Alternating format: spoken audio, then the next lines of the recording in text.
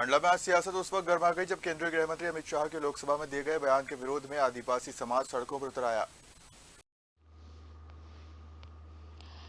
दरअसल लोकसभा में दिए गए बयानों को लेकर आदिवासी समाज में भारी नाराजगी देखने को मिल रही है।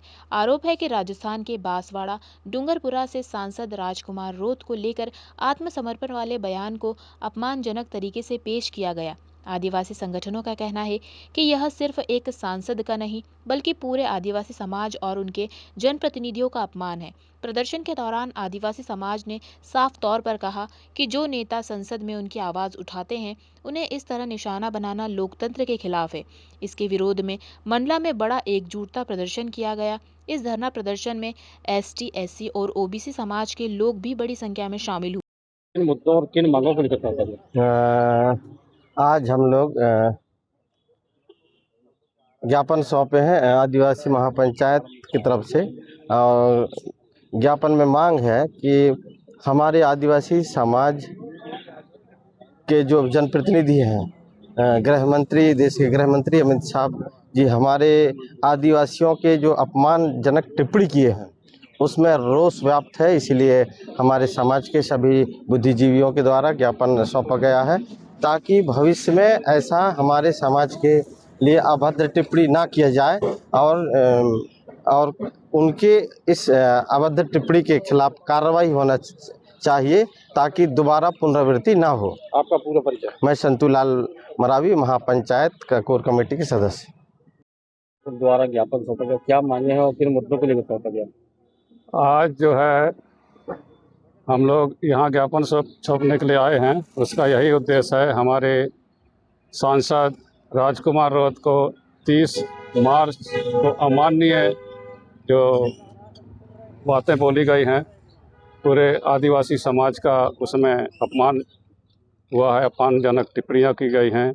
उसके लिए हम लोग ऐसे भविष्य में किसी प्रकार के किसी नेता या किसी व्यक्ति को इस प्रकार की टिप्पणी ना कहें जिसमें हमारे आदिवासी एसटी, एससी का मतलब बहुत अपमान हुआ है। आपका पूरा परिचय?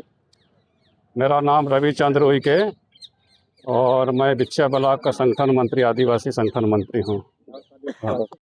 सबसे पहले तो मैं मीडिया बंधु को भारत आदिवासी पार्टी जिला शाखा मंडल की ओर से जोहार करता हूँ। आज हमने भारत आदिवासी पार्टी के इकलौता सांसद राजकुमार रोत जी जिनके ऊपर गृह मंत्री अमित शाह ने जो गलत टिप्पणी किए हैं उसके विरोध में हमने ज्ञापन सौंपे हैं। हमारी ये मांग है कि गृह मंत्री अमित शाह आदिवासियों से माफ़ी मांगे। इकलौता सांसद जो आदिवासी जल जंगल जमीन के मुद्दा उठाते हैं उनसे माफ़ी मांगे।